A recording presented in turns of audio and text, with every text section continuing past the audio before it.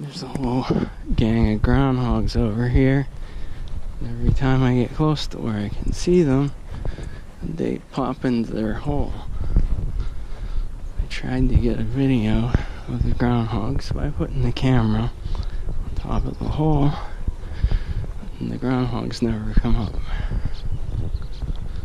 Now there's a red one up there by that tree. It's right there. There's two of them.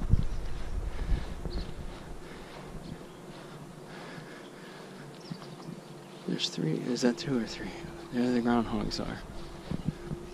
There's a baby one.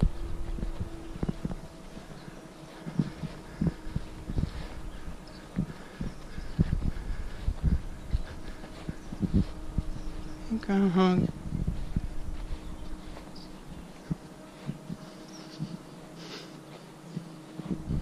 They have a cute little face like a little bear.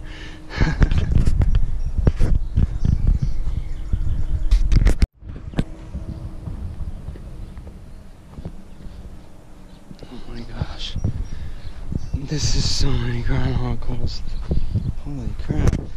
They're everywhere. Ah! So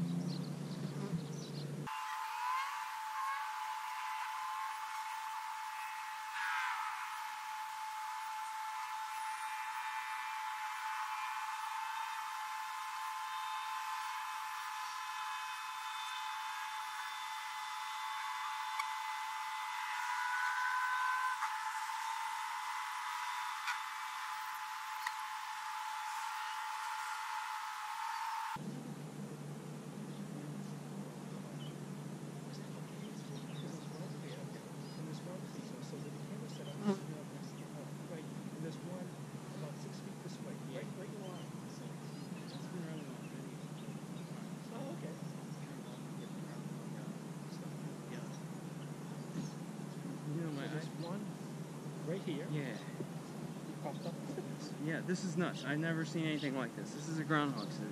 This is crazy, you're right. Yeah, it's all groundhogs. Look at the double hole. They got a double entrance.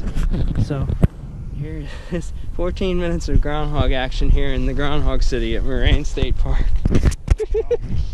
I'm kind of guessing that these aren't going to last. No, it looks like they didn't mow the grass here, but this is strange. Yeah. Yeah. I wonder if that's like one.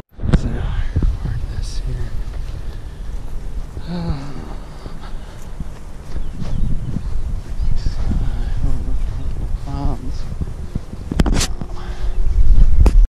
like how they look like they're almost illuminated. Kind of like UFOs. There's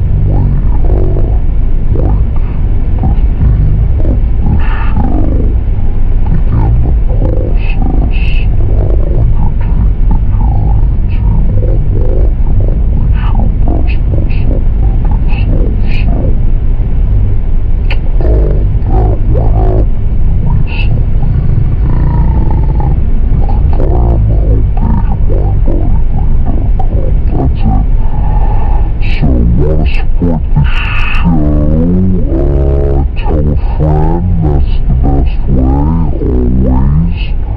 But if and when you're going to buy something on Amazon, use the Amazon banner at richroll.com. Clicks you over to Amazon, buy what you're going to buy. Doesn't cost you a cent extra, but Amazon kicks us some loose change, and that is a great way to support the show financially without having to go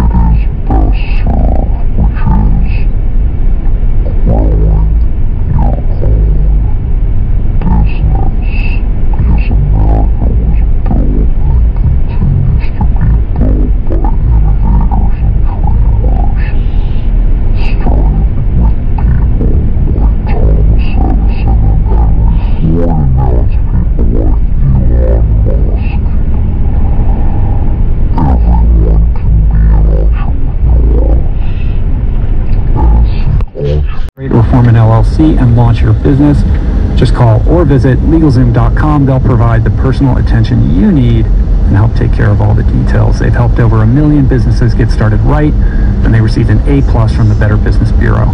Celebrate innovation with LegalZoom today and get a special price on trademark, copyright, or provisional patent applications by using the referral code RICH, R-I-C-H, at checkout.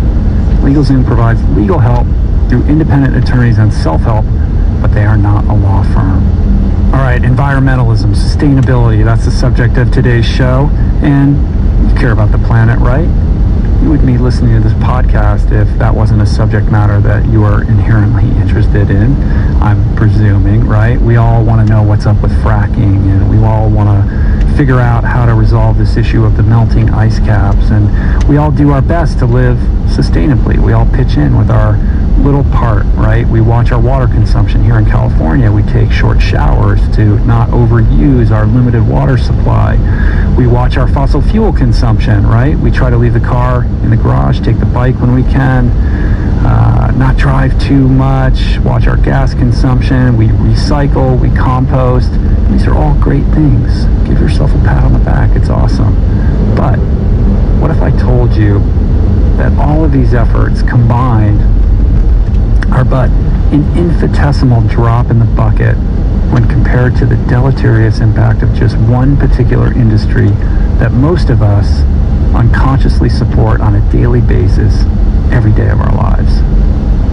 The inconvenient and uncomfortable truth is that whether we're talking about global warming, the deforestation of the rainforest, the overconsumption of water, the depletion of our soils, the destruction and pollution of the oceans, or the obliteration of natural wildlife habitats, there is one single industry that is destroying the planet more than any other.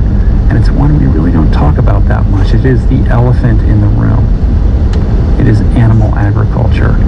Animal agriculture is by far the biggest offender in every single category that I just mentioned.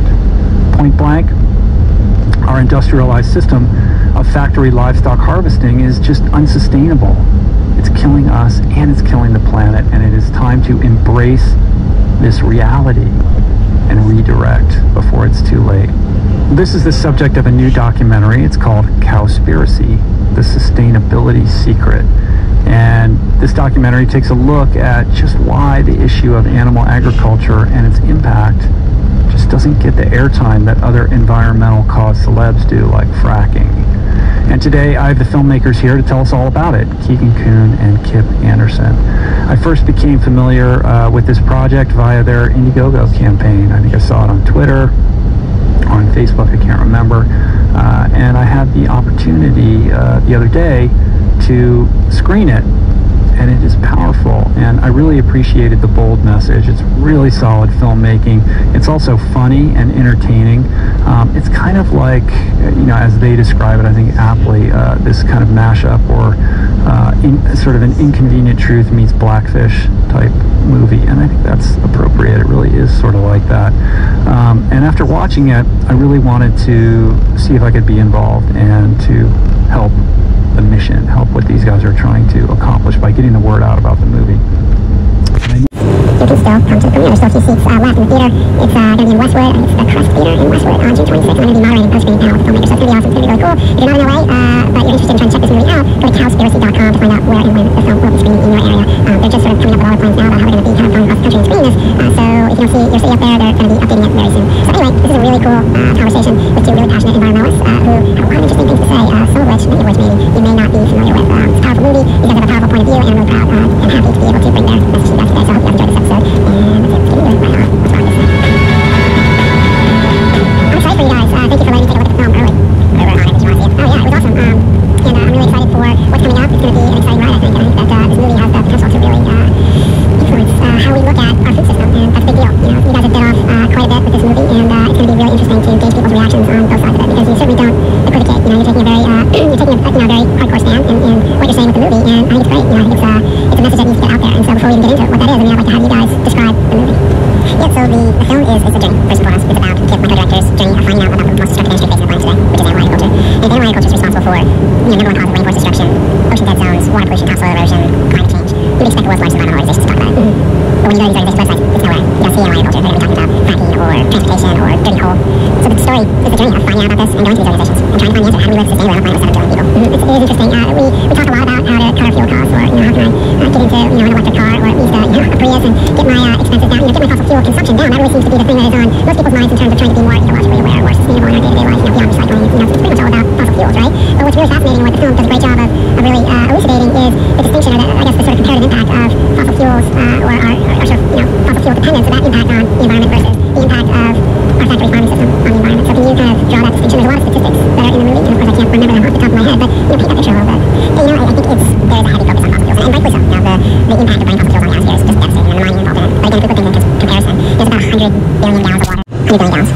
And we don't know what the long-term impact is also of, kind of what that sort of subterranean damage will lead to. Yeah, I mean, it needs a lot of attention. But you compare that to animal agriculture, talking about 15 trillion gallons of water. You can't even compare. Again, it's the number one cause of water consumption and the number one cause of water pollution. This is making people sick, it's making entire ecosystems sick, and it's killing the oceans. This is an issue you think would be at the forefront right there, but it's not. It's because it's an unpopular issue, and it's an unpopular sentiment to talk about dietary changes. Right, and we're going to get into that.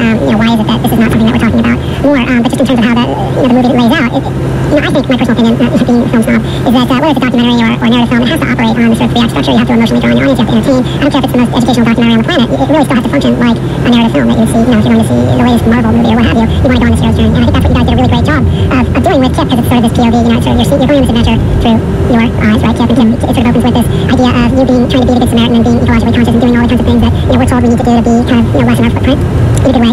And then sort of stumbling onto this discovery that really we don't talk too much about. So how does this journey kind of begin for you? Well, it's a journey that was really personal. I thought I was doing everything I could for the environment, and then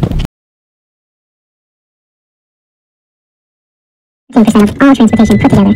And that's when I was like, wait, there's something going on here. 18% for animal agriculture, 13%, and the umbrella of the 13% includes all transportation, trains, cars, every single thing all put together. These are global numbers. And animal agriculture is 18%. And here I was riding my bike everywhere. So that's kind of where the journey starts. And then, of course, I take it once, do some more investigating, and then find the World Watch report in 2009. Their calculations, animal agriculture accounts to around 51%. And that's 3 to almost 4 times as much as 51% of all greenhouse gases attributed to animal agriculture. And that's from the methane? Like, what's going on? Like, describe, where are all these emissions coming from? Their calculations combines the methane from the cows, the flatulence from the cows, also combines with all the destroying of the rainforest and all these things that put out oxygen, destroying those and taking that out of the atmosphere. So it's not just the bad things we're putting out, it's the good things we're taking in. Exactly. And then also the transportation to transport all this billions of pounds of food. So then you have to count that too in this entire industry. Imagine how much 7 billion people living on this planet, everyone has to get fed, and the food that goes back and forth with these just destructive middlemen called basically animals for food. There's giant middlemen eating up the planet. All the transportation has to go back and forth with the green, and then once the animal unfortunately gets killed, then you have to transport that into free frozen transportation, refrigeration transportation across the country, and then it has to be stored in supermarkets and refrigeration. So it just adds up on and on and on. Right, so the carbon footprint for the transportation, storage, everything that's required from wherever it's weird to getting it on your plate. Right, everything. So yeah, it's an incredibly wasteful system. Right, and it requires a tremendous amount of water and carbon resources. But hey man, we gotta feed the planet. Like, what are you gonna do, right? Exactly. Feed the planet. Yeah, and that's what a lot of people say. Say, hey, we gotta feed people, so what else are we gonna do? I think that's why it's not a subject where people don't talk about it. It doesn't even seem like, well, why are we even talking about this? There's not an option. But the option is clearly, if animal agriculture is consuming 7 to 80% of the world's grain, that could be fed to humans. Clearly, there's another option. We can actually eat those grains ourselves. So we can feed, there's estimates anywhere between 12 to 15 billion people on the planet. If we got rid of animal agriculture with the grain we're growing today, does not mean creating more grainlands or farmlands. That's simply, we would just have cows walking around everywhere. We can't do this. It would be chaos. It would be India and Manhattan. Yeah, imagine how peaceful that would be. If we flip the switch, right? Like overnight, everybody did this. Yeah, I mean, that's a common argument. But obviously, it wouldn't happen. It would be a slow process. Millions of animals are bred relentlessly by force, unfortunately, this time. And that's what's really happening. And on the population note, we explore in the film, especially a lot of environmentalists, they focus on, the real problem is we have 7 billion people, and that's just too much for this planet. And we really go into exploring. 7 billion is a lot of people, going in upwards of 9 million in these next couple decades. 9 billion. But what we have to really look at is the 70 billion farmed animals that humans raise for food. All these animals need to be fed, and they need to drink with their water. And it's 70 billion of them, and it's not the 7 billion humans necessarily, is what those 7 billion humans are doing. So it's 10 times the number of bees that we're feeding versus humans, right? And that's conservative thinking. That's roughly what the number of animals that are slaughtered per year. There's potentially anywhere upwards of 150 billion farmed animals on this planet at any given time. Where do you get these statistics? Are these reliable? Just reliable data? Yeah, so that was a big part of the film. The film is very information rich, and we were very concerned that making sure that we back up all of our information. And all of our information is backed up by research papers, independent research papers. And we actually use conservative figures in the film. For example, you can, to produce a pound of beef in California, take anywhere between 1,500 gallons of water to 5,000 gallons of water. 5,000 gallons of water to produce 1 pound of beef in California. And those numbers globally can go up, they can go up to 20,000. Why is there so much water? So, cows have to drink 30 or 40 gallons every day, which is just phenomenal compared to human being drinks about a gallon. And then all of the water is needed to grow the grain to feed. So, it includes the water required to grow the food to feed cows. And here we are in a drought, supposedly situated situation where, you know, driving down the freeway in California, and it says severe drought, watch your water usage, and you hear on the radio, watch your sprinklers, leaks in your faucet, and all the domestic water use only accounts for 5% of all the water. And animal agriculture in California accounts for over 50% of all the water. So, you know, you're turning off your faucet, this and that, you're saving a fraction of a percentage compared to, say, 1 pound of beef is 2,500 gallons of water. Right, so you're better off taking a 2-hour shower and just bypassing on a cheeseburger. I mean, you could take a month-long shower, actually. Well, there's this great moment in the movie where you're sort of being the conscientious, you know, ecologically, sort of good citizen, and you're like trying to reduce the length of your showers, you know, because of this reason, right? Like, that's what somebody does. He's thinking about things outside of himself. And then it dawns on you, or you come into awareness of these statistics, and you're like, it doesn't matter how long I take, it doesn't matter how long my shower is. It makes absolutely no impact on this when so much of this water is going towards this system that is so unbelievably inefficient, and at the same time, you know, really destroying the planet. One hamburger is equivalent to showering 6 entire months. And it's, I mean, that's unbelievable. It's ridiculous, right? We had David Simon, the author of The Economics. I had him on the podcast 6 or 9 months ago, and I was glad to see that you guys interviewed him for the documentary. He goes into all these sort of numbers when it comes to the true economics of what's required to raise livestock for food, and the extent to which, you know, government subsidies pass on these costs. So, for example, the $2 hamburger is really, you know, $7 or whatever it is, because of, you know, what we're paying taxes and how that money gets funneled towards these industries. And it's similar, to you know, what you're saying when we look at how much waste there is and how we're going to begin to address this. You know, I think the only way we'll start to address this when people have the information in front of them, and that's the big part of this film, is that this information has been hidden, or has been intentionally avoided by these, you know, large international organizations and by governments. The focus of the film is, and the mission, I think, really, of the film is to inform people, give them all the information on what to make of their lives for themselves. And that's the only way we're going to see change, when people have the information available. And with that being said, there's so much information packed in this film. What people really love, it's screenings we've done, is just how entertaining it is, because it is a journey. It's following a journey. It's not just a bunch of information thrown at you.